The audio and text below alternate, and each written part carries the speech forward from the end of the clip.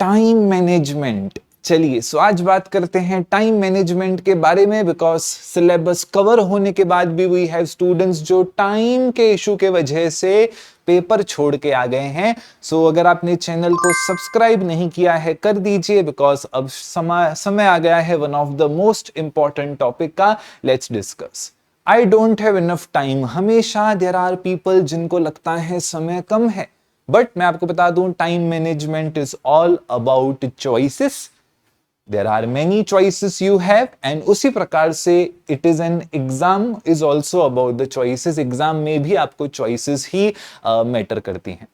मैं आपको बता दूं बहुत बार ऐसा होता है, हम सुनते हैं नीट 2025 का पेपर सबसे हार्ड पेपर था पूरे सिलेबस का।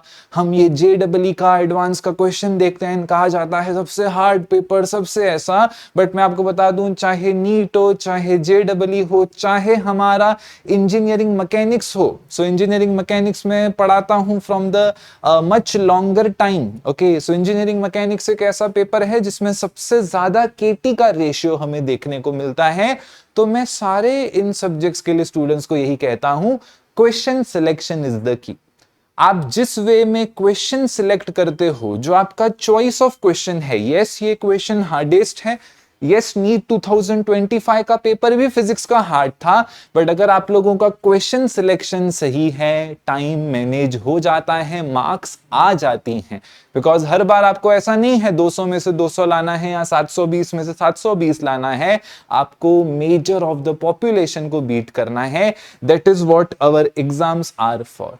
So what is time management? Time management का मतलब होता है planning and controlling how much time to spend on specific activities। ये आपका जनरल डेफिनेशन है, बस हमें भी यही करना है। सबसे पहली चीज, मेरा इस क्वेश्चन पे ऑलरेडी मैंने 2.5 मिनट दे दिए हैं, ऑलरेडी 3 मिनट दे दिए हैं, अभी तो उसको सॉल्व करके ही रहूंगा, मत करना। बिकॉज अगेन अगर आपने ऑलरेडी 2.5 से 3 मिनट इस सवाल पे दे दिए हैं तो ये समय की कोटा ऑलरेडी समाप्त हो चुकी है। स्विच करो नेक्स्ट क्वेश्चन पे। अभी अभी वही कहा मैंने, question selection is the key. So that was the point number 1।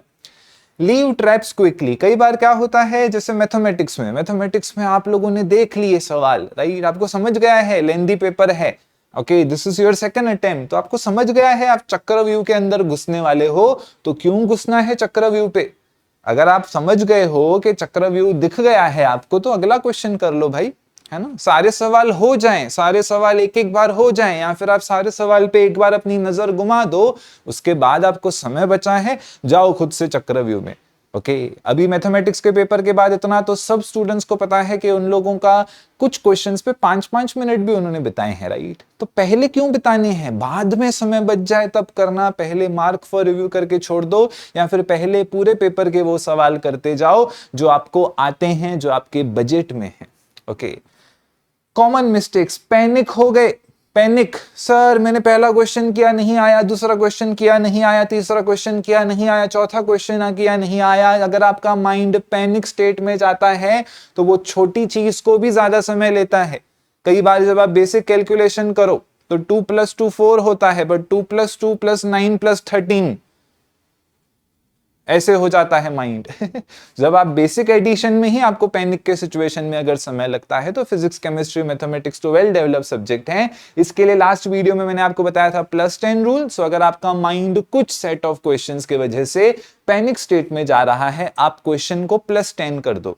यानी अगर आप 5th क्वेश्चन सॉल्व कर रहे हो तो आप 15th क्वेश्चन पे जंप कर दो, 25th क्वेश्चन पे जंप कर दो, एंड उसके बाद पेपर सॉल्व कर दो। उसके बाद 25 से 30 क्वेश्चन तक अगर आपने सॉल्व किया, अगर आपको फिर लग रहा है कि अभी 31, 32 नहीं जम रहा है, 40 से स्टार्ट कर दो। आपको ये चीज करनी है, question selection is the key. कुछ लोग आएंगे बोलेंगे ये तो इधर उधर करते ही टाइम बीतेगा, इस वजह से तो कलर कोड्स हैं, और यहां वहां करने में मैक्सिमम आपका 1-2 मिनट का समय लगता है पूरे पेपर में, जो कि ठीक ही है। ओके, बिकॉज आप एटलीस्ट जो क्वेश्चंस आपको आते थे वो तो आप एटलीस्ट अटेम्प्ट यहां पर कर पाओगे। पहले 30 मिनट्स मैटर करते हैं सबसे ज्यादा। रीजन बिहाइंड दिस इज, पहले जो आप चीजें करते हो ना वो थोड़ी सी ज्यादा समय लेती हैं। ओके, बिकॉज आप अभी अभी एग्जाम हॉल में आए हो, अभी अभी एग्जाम स्टार्ट हुआ है, अभी तक आप लोग मोमेंटम में घुसे नहीं हो, राइट। सो मोमेंटम बनाने के लिए स्टार्टिंग में ही बिकॉज ये कोई 50-50 ओवर का मैच नहीं है कि आराम से पहले 10 बॉल ट्रायल मारेंगे, टिक टुक करेंगे, बैट ऐसा ऐसा करते रहेंगे। नहीं, आपको पहले से ही मोमेंटम चाहिए। मोमेंटम अगर आपको बनाना है फ्रॉम द स्टार्ट, तो मेजर ऑफ द स्टूडेंट्स को मैं सलाह दूंगा आप भले केमिस्ट्री से स्टार्ट करके देखो इंस्टेड ऑफ फिजिक्स। जो स्टूडेंट्स फिजिक्स कर रहे हैं और उनका माइंड ऑलरेडी बना हुआ है, सो देन डेफिनेटली आप फिजिक्स के ही साथ प्रोसीड करो। बट अगर आपको स्टार्टिंग में इशू हो रहा है कि सर स्टार्टिंग के 20 मिनट में सिर्फ मेरे 10 सवाल हुए, wrong start, a bad start कहा जा सकता है। तो स्टार्टिंग से you should have enough of momentum. उसके बाद हैंड राइटिंग आप थोड़ी सी क्वालिटी डिग्रेड कर सकते हो। आपको नोट्स नहीं बनाने हैं एग्जाम में जाके, कुछ स्टेप्स आप डायरेक्टली स्किप कर सकते हो। डेटा नहीं लिखना है, डेटा स्क्रीन पे है, आप डायरेक्टली भी ट्राई कर सकते हो अगर आपकी एक्यूरेसी मेंटेन रहती है तो। और जो श्योर क्वेश्चंस हैं पहले उनको अटेम्प्ट करो, बाकी के क्वेश्चंस पे बाद में आओ। चक्रव्यूह में घुसने से पहले ही निकल जाओ। मैंने लास्ट वीडियोस में भी कहा है, ये टाइम मैनेजमेंट की वीडियो को मैं शॉर्ट रखूंगा बिकॉज टाइम मैनेज करना है। लास्ट चीज, ईगो को पास में रखो, ईगो बीच में मत लाओ। अगर आपका साउंड चैप्टर में पीएचडी किया हुआ है तो भी हो सकता है एक साउंड का क्वेश्चन आप नहीं कर पाओ, and it is okay because easy question हो या हार्ड क्वेश्चन हो 1 मार्क ही देगा।